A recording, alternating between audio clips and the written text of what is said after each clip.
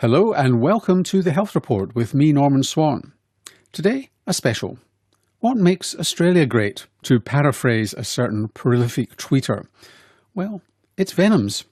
We have some of the ghastliest, most venomous animals in the world.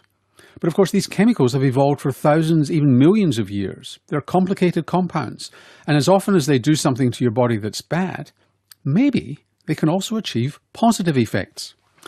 Exploring this idea was a panel I moderated at the World Science Festival in Brisbane last year. On the panel were Glenn King, a professor at the University of Queensland and a pioneer in the field of venom-based drug discovery. Professor of Structural Biology at James Cook University and also in Queensland, Narelle Daly, working to reveal the therapeutic potential of venoms. And Associate Professor Jamie Seymour, also from James Cook University. He studies the ecology and biology of the venom of Australia's venomous creatures. These researchers are at the forefront of studies into what venoms do, how you investigate them, and how we could benefit. And one of the speakers has even risked life and limb to do so.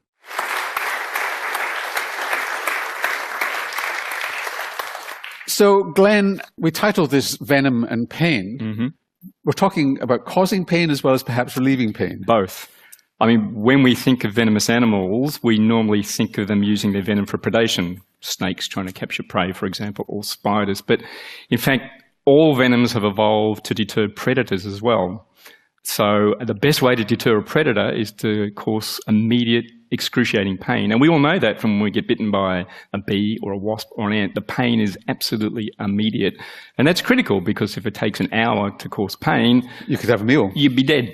And so we can use that to try and understand how our pain pathways get activated. This is the result of work by a crazy American entomologist called Jason Smith.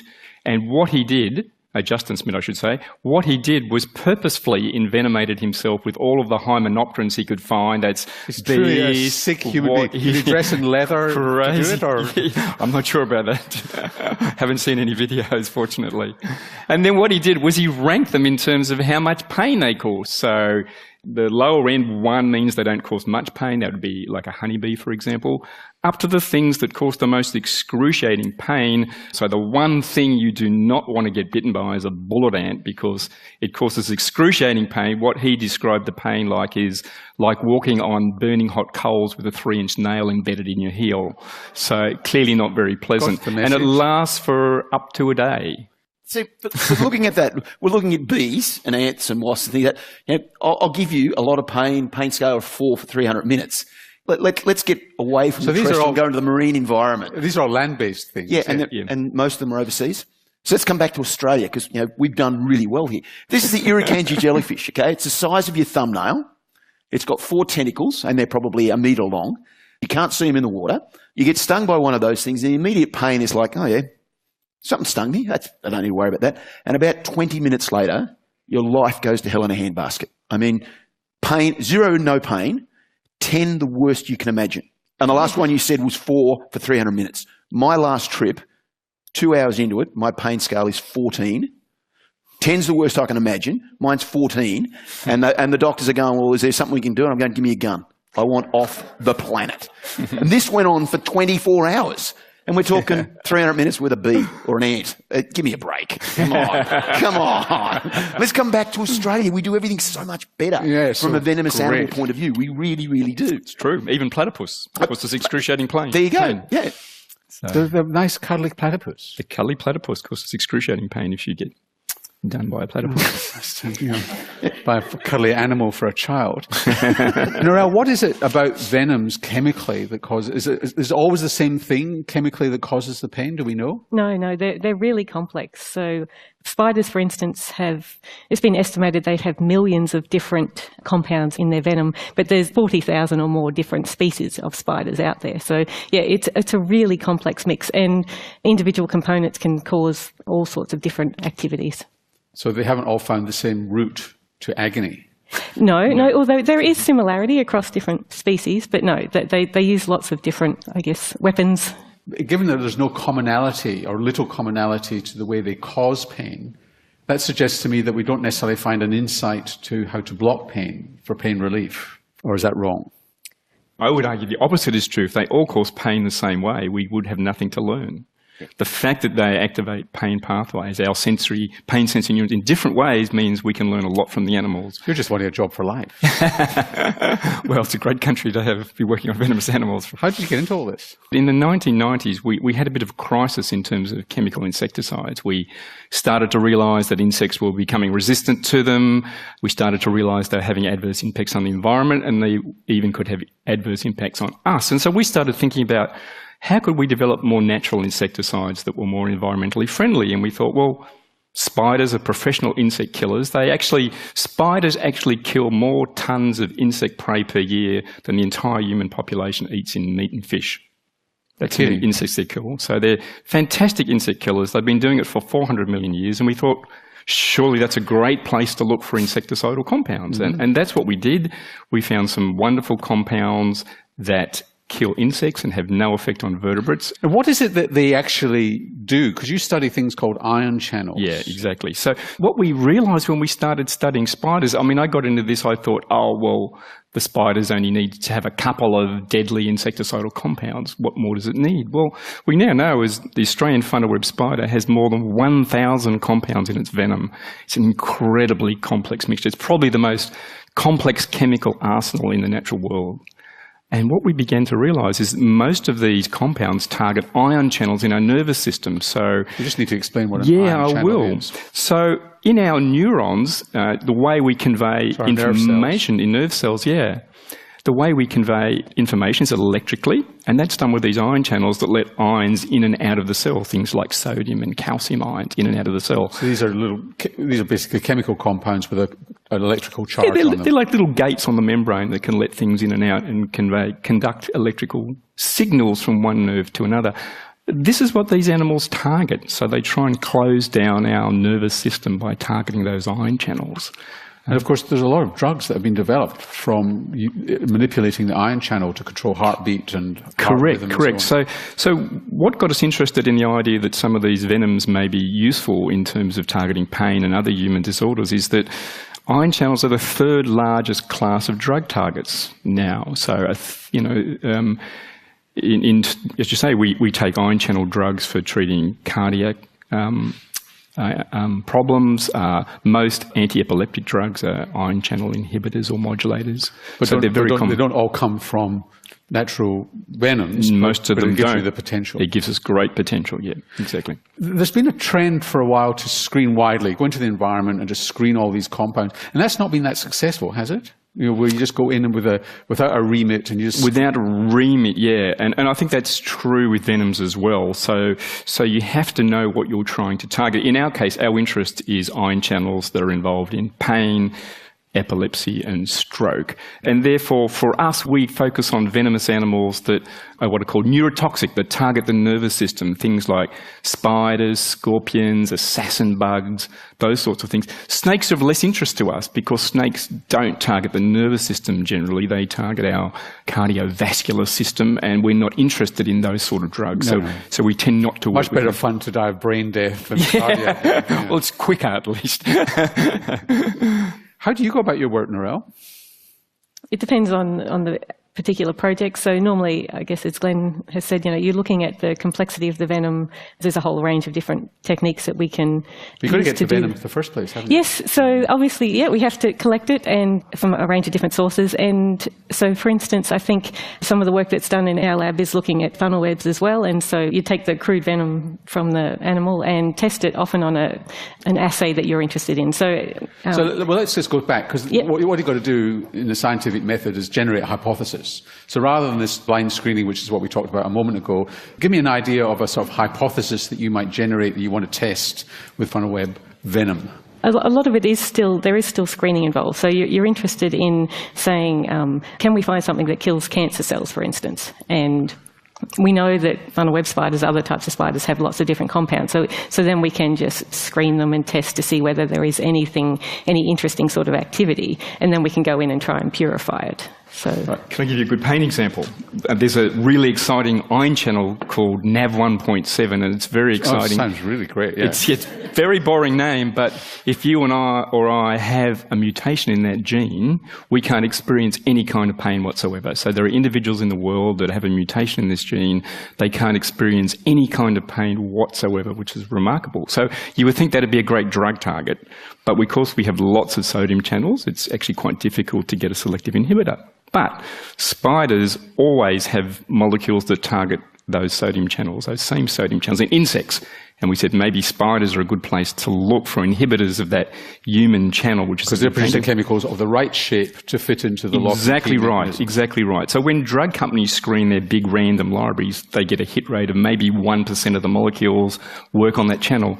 The hit rate with our spiders was 40%. 40% of all spider venoms targeted that very important human pain target, which is pretty exciting. Jamie, how did you get into all this? Because you're not from Queensland originally. No, I'm a New South Welshman. Yes. And proud of it. But look, Let him in. Yeah. Oh, dearie me.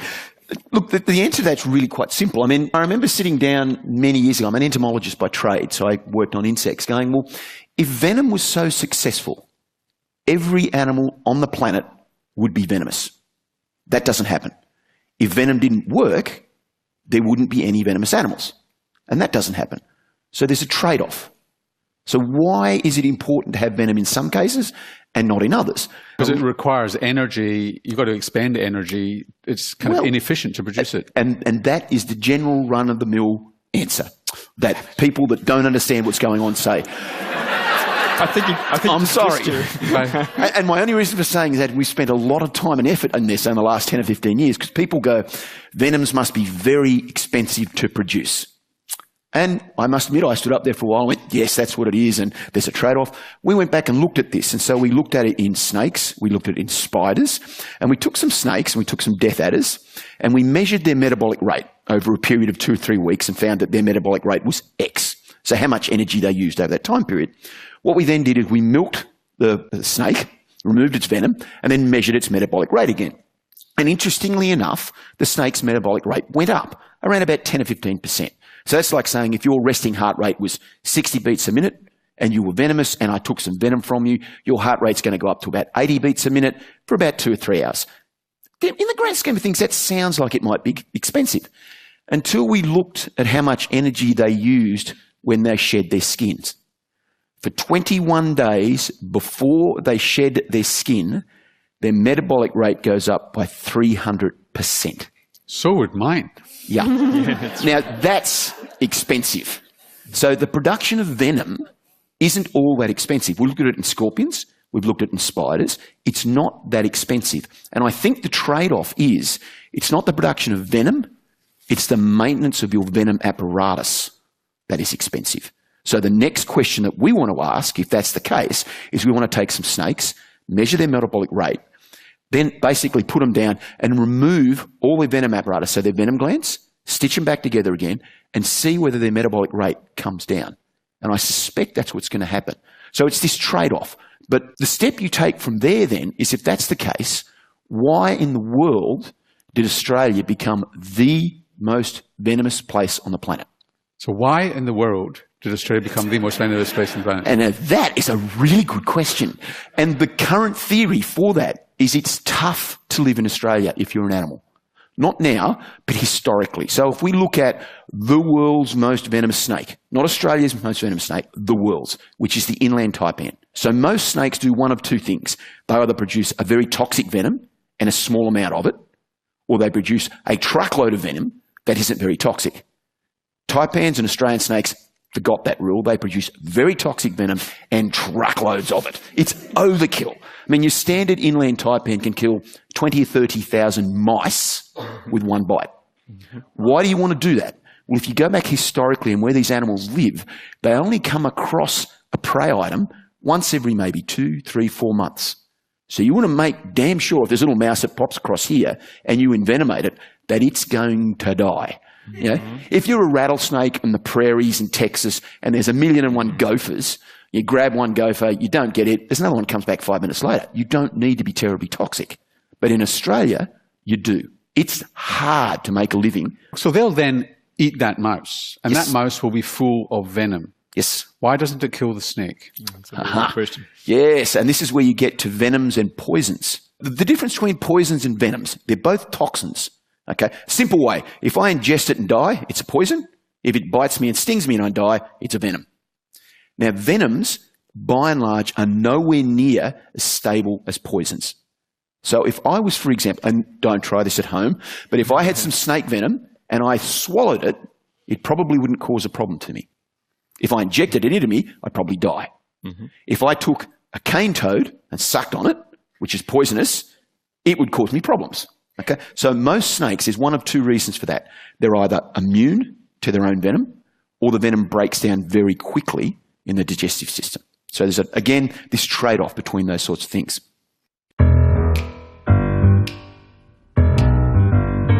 You're listening to a special health report on venoms from the World Science Festival, which I recorded in March of this year. Here on Radio National, ABC News and CBC Radio across Canada, I'm Norman Swan. So let's talk about this, what they would call now the translational pathway, the pathway from, you found something interesting to actually turn it into a drug or a therapeutic. Talk about the scope of your work at the moment, Glenn.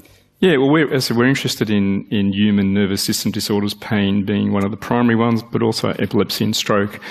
And in all of those disorders, ion channels play an absolutely key role. So there are a number of drugs that have been derived from venoms, but they were discovered somewhat serendipitously. People were, playing with the venom, looking at the biology of the animal, and discovered a molecule that, hey, maybe this would be useful. But these days, because we have, as you said, the largest venom collection in the world, we try and do that much more systematically. So we have a human drug target, and we can screen our 600 venoms quite systematically against that drug target, looking for the one that works. And I'm completely agnostic about, I like spiders, but I'm completely agnostic about which venom is going to be the winner in that assay. And we'll take the ones that work best. And then the hard part is working out which compound within the venom is responsible for that activity. And for example, the Australian funnel-web spider has more than 1,000 compounds in its venom. So you've got to find the right one, and that can take some considerable time. And then you've got to ask the question, is that compound, does it have all the properties that we want, or do we want to make some changes like Narelle has pointed out? And are the compounds always the venomous part of the liquid that you find benefits from? So this is the interesting thing. So yes, they will have a role in either predation or defence in the venomous animal. So you don't waste time producing a molecule that doesn't count. No, absolutely right. But you may ask the question that the audience is probably thinking then, why would a molecule that kills insects be useful for us? And there's a great example in the pain field. It's a molecule from a cone snail that is absolutely deadly to fish, completely kills fish, knocks them out dead. And it's an inhibitor of calcium channels, ion channels that let calcium into the cell. It turns out that we use the same calcium channel in a completely different context. We use it in our spinal cord for sending pain signals to the brain. So that same molecule that kills the fish is actually a pain-killing molecule in humans because of the different way in which that ion channel is used and the different location of that ion channels. And is that yet developed into a drug? Yes, that's a drug. Some people here may have heard of it. It's called Prialt. It's largely a drug that's used for people who have extreme long-term chronic pain that have failed on opioids. Now, you're finding things that are useful in arthritis and cancer. Just give us a sense of what you're finding so far that's tantalising. So one of the most interesting molecules we found, which I think would be particularly interesting to a Queensland audience, is we've been interested in trying to find molecules that will help protect the brain after stroke. So stroke is the third biggest killer in Australia. I think somebody dies of a stroke or has a stroke every 9 minutes in Australia. It's the second biggest killer in the world, and yet we have no drugs at all to protect the brain from stroke. It's one of the great failures of modern medicine. We've just failed to develop anything. And there's an important ion channel that's involved in the death of brain nerve cells after stroke, and we've been trying to develop inhibitors of that for some number of years. And we fortuitously stumbled across an absolutely fantastic molecule, the best known inhibitor of this channel, again, in the Australian funnel-web spider. And when we give a stroke to a mouse, and we give this molecule up to 8 hours after the stroke, which is unheard of in this field, we get massive protection of the brain after the stroke. So, Jamie, your passion is the probably one of the most deadly animals in the world. Yeah, and it's underwater. Yeah, box jellyfish. So, it's an interesting thing, as Glenn was saying, when you think about these venoms, don't think of venomous animals as these animals are going to run around the thing and just try and kill people. They are actually very sophisticated, okay? So they're able to meter the amount of venom that they want to produce. They can actually change the types of venom they're producing. Cone snails are a good example. They have an offensive venom and a defensive venom. So the animal goes, I'm going to eat this and this, I want to attack it and eat it, so I'm going to produce a different venom versus I'm stupid enough to pick it up and put it in my pocket. It's going to produce a completely different venom. Now, box jellyfish themselves, when you look at that, the world's most venomous animal, without any argument. A big sting from one of these animals, 120, maybe 180 seconds, and you're dead. End of story. Okay? And the venom in that targets your heart. Now, what's interesting is there's only a component of that venom that attacks your heart. We don't know what the rest does.